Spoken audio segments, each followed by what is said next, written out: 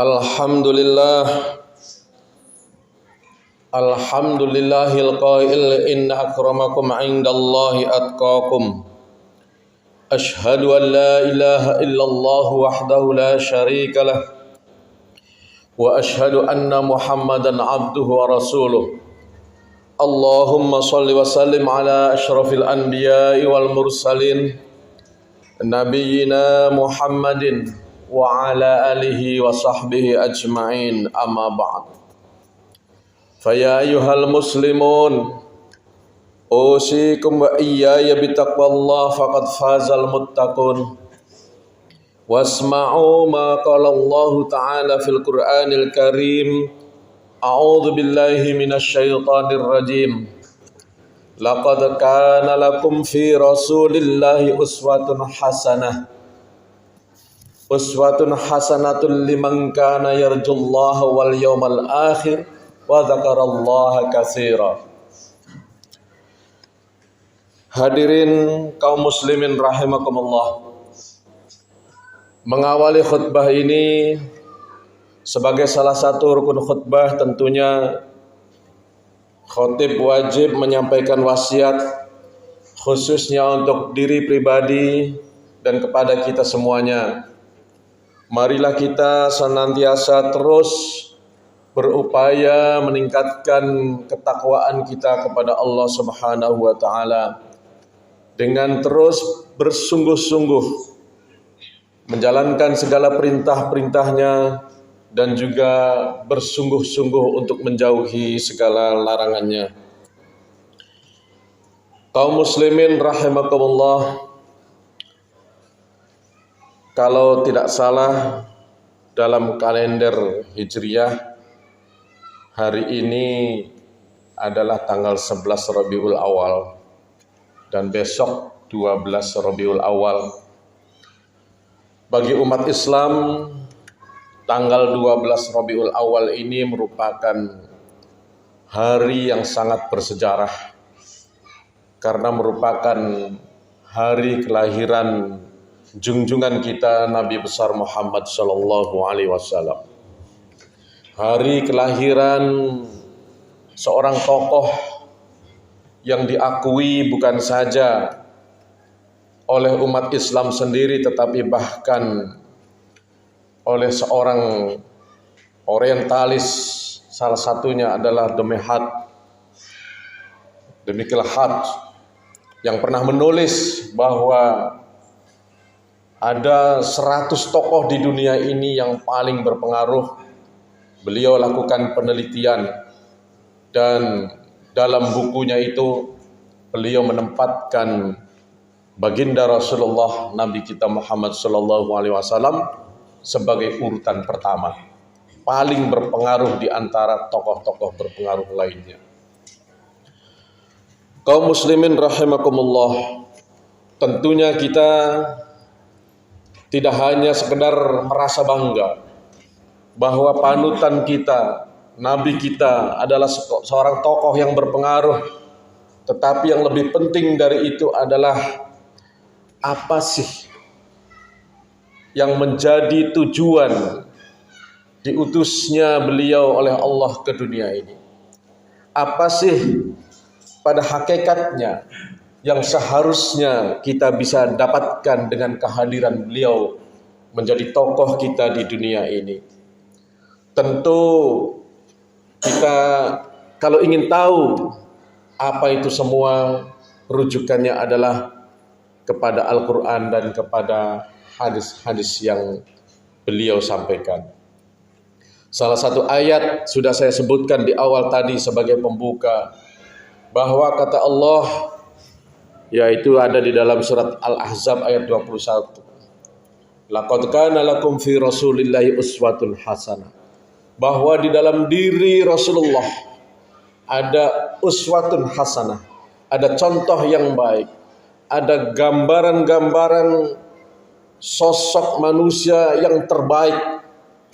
Kalau kita ingin menjadi manusia yang baik, tentunya mulia di mata Allah, ikutlah apa yang pernah Rasulullah contohkan. Ikutlah apa yang menjadi jejak-jejak Rasulullah selama hidupnya. Kaum muslimin rahimakumullah, tentu ini memang tidak mudah, dan kita juga perlu merujuk pada salah satu hadis yang beliau ungkapkan, innama bu'istu li utammima makarimal akhlak, bahwa beliau mengakui sendiri, sesungguhnya aku diutus oleh Allah ke dunia ini adalah dalam rangka memperbaiki akhlak manusia, memperbaiki kelakuan, perilaku, ya, ulah sikap kehidupan manusia ini. Dan ini memang berarti menyangkut diri kita ketika kita disebut manusia. Dan untuk memperbaiki akhlak, banyak pakar menganjurkan, banyak ulama juga menyarankan, kalau kita ingin baik akhlak kita, sebaiknya kita perlu mengenal diri kita sendiri. Bahkan kalau dalam kajian sufi, tasawuf itu, kalau seseorang yang mengenal dirinya, insya Allah akan mengenal Tuhannya. Maka pentinglah kita untuk mengenal diri kita. Ya, kalau dalam ilmu psikologi sih biasanya diri manusia itu tidak lepas dari 3 hal, yakni aspek kognitif, afektif, psikomotor. Manusia itu punya pemikiran, punya hati, dan punya gerak fisik, perilaku. Kalau pendekatan tasawuf itu ada 5. Yang pertama jasad. Manusia ini kan ada jasadnya, fisiknya. Kemudian setelah itu ada roh. Kemudian ada hati, ada nafsu, dan ada akal. Ya, kalau kita ingin memperbaiki akhlak kita, okelah, dari kedua pendekatan tadi, kalau kita korelasikan, mungkin kalau masalah jasad, masalah fisik, ya biarlah apa adanya, kita lahir dengan fisik kita masing-masing. Antara yang satu dengan yang lain mungkin berbeda, pasti berbeda. Inilah kreasi Allah. Kalau tidak salah sekarang ini penduduk dunia hampir 8 miliar. Tetapi luar biasa, tidak ada satupun yang sama. Ya, kekuasaan Allah. Fisiknya berbeda-beda. Ya. Kemudian kalau dari segi roh, okelah, itu pun tidak bisa di luar kekuasaan kita. Qul ruhu min amri rabbi. Roh itu urusan Tuhan kita, urusan Allah. Jadi kita tidak mampu membahas roh. Maka 3 hal tadilah yang perlu kita soroti bersama pada diri kita masing-masing, yakni mengenai perilaku. Ya, mengenai perilaku. Hadirin kaum muslimin rahimakumullah, kita melihat betapa perilaku kita ini sebenarnya biasanya perilaku manusia itu tergantung ilmunya. Makanya dalam Islam itu sangat menjunjung tinggi orang berilmu. Kadang-kadang orang karena tidak tahu melakukan perilakunya sembarangan saja, karena tidak tahu. Tetapi tidak menutup kemungkinan sudah ada ilmunya, punya ilmu bahwa itu tidak baik, tapi dilakukan juga, berarti karena hatinya. Sekitar itu saja. Ya. Sudah tahu bahwa itu tidak baik, nurani juga mengatakan bahwa itu tidak baik, tapi kadang-kadang akal menggodanya. Biar tidak baik, lakukan saja. Gampang sih bertobat, kadang-kadang mengganggu itu. Jadi itulah diri kita itu seperti itu. Kaum muslimin rahimakumullah, maka ayat tadi Al-Ahzab 21 sebenarnya kelanjutannya itu bisa menuntun kita agar kita menjadi baik itu bagaimana? Laqad kana lakum fi Rasulillahi uswatun hasanah liman kana yarjullaha wal yawmal akhir, dan seterusnya. Kata Allah di dalam surat ini, sungguh di dalam diri Rasulullah ini ada contoh yang baik, ada uswatun hasanah. Itu bagi siapa? Liman kana yarjullah, bagi orang yang mengharapkan. Ada yang menafsirkan mengharapkan rahmat Allah, ada yang menafsirkan mengharapkan pertemuan dengan Allah, ada yang menafsirkan mengharapkan Allah saja. Dalam artian hati ini kecenderungannya kepada Allah. Ketika hati kita cenderung kepada Allah, kita melakukan ini untuk Allah, kita berbuat apapun, mencari nafkah, niatnya ingin mencari ridho Allah, rahmat Allah, untuk Allah. Pokoknya Allah itu tujuan hidup kita.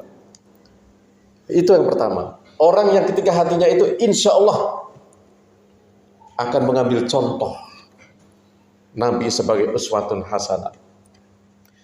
Wal yaumal akhir, dan yang kedua adalah ketika orang itu baik akalnya, baik hatinya, semuanya dikerahkan untuk kehidupan akhirat. Orang tersebut memahami bahwa hidup di dunia ini sementara, tidak usah neko-neko, tidak usah macam-macam. Kalaupun ingin jadi pejabat, carilah dengan cara memperoleh yang baik.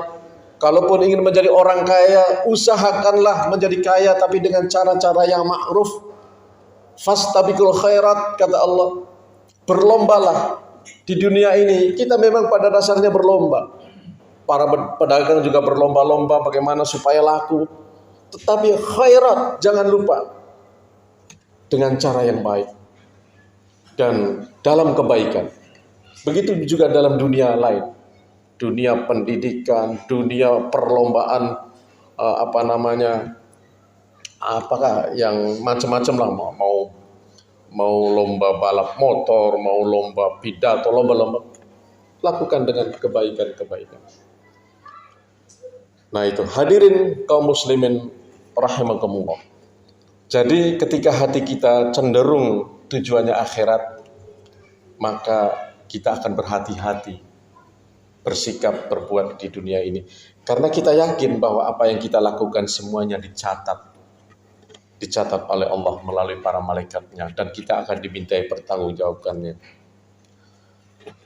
Wa dzakarallaha katsiran, dan yang ketiga, yang terakhir, orang yang benar-benar ingin mengikuti Rasulullah sebagai uswatun hasanah, sebagai contoh yang baik, pengen katakanlah seperti Rasulullah, itu wa dzakarallaha katsiran, banyak berzikir, banyak mengingat Allah.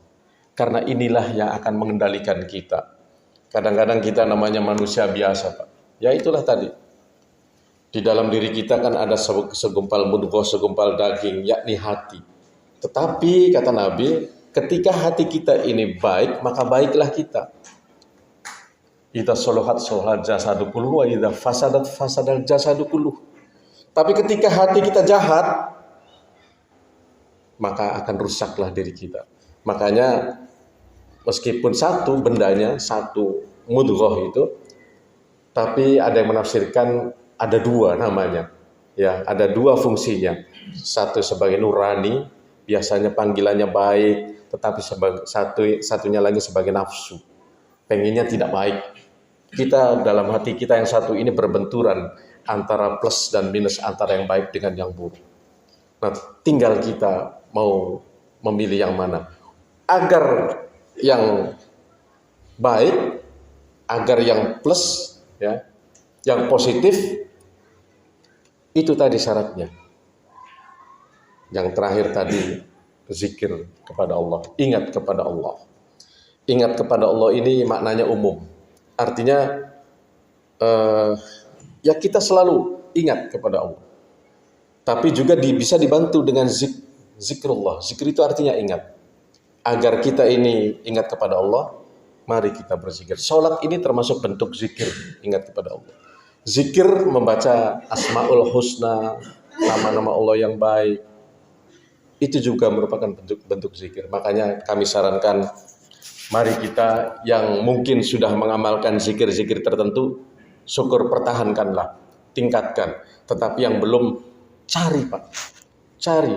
Ini apa saja yang baik, misalnya dalam sehari, setiap hari kita minimal baca Bismillahirrahmanirrahim 100 kali, atau baca sholawat 1000 kali, sesuai dengan waktu kita, kemampuan kita. Karena zikir-zikir seperti itu, insya Allah akan sangat membantu kita agar bisa terkendali dari hal-hal yang buruk. Inilah yang dapat kami sampaikan, mudah-mudahan bisa dipahami. Dan pada momen 12 Rabiul Awal, momen Maulid Nabi ini, tentunya kita berharap, kita berdoa, mudah-mudahan kita makin cinta kepada Rasul, makin cinta kepada junjungan kita Nabi besar Muhammad Sallallahu Alaihi Wasallam, dan kita juga makin berkeinginan, makin berhasrat untuk bagaimana meneladani beliau. Barakallahu li wa lakum fil Qur'anil azim, wa nafa'ani wa iyyakum bima fihi minal ayati wa dzikril hakim, wa taqabbal minni wa minkum tilawatahu innahu huwas samiul basir.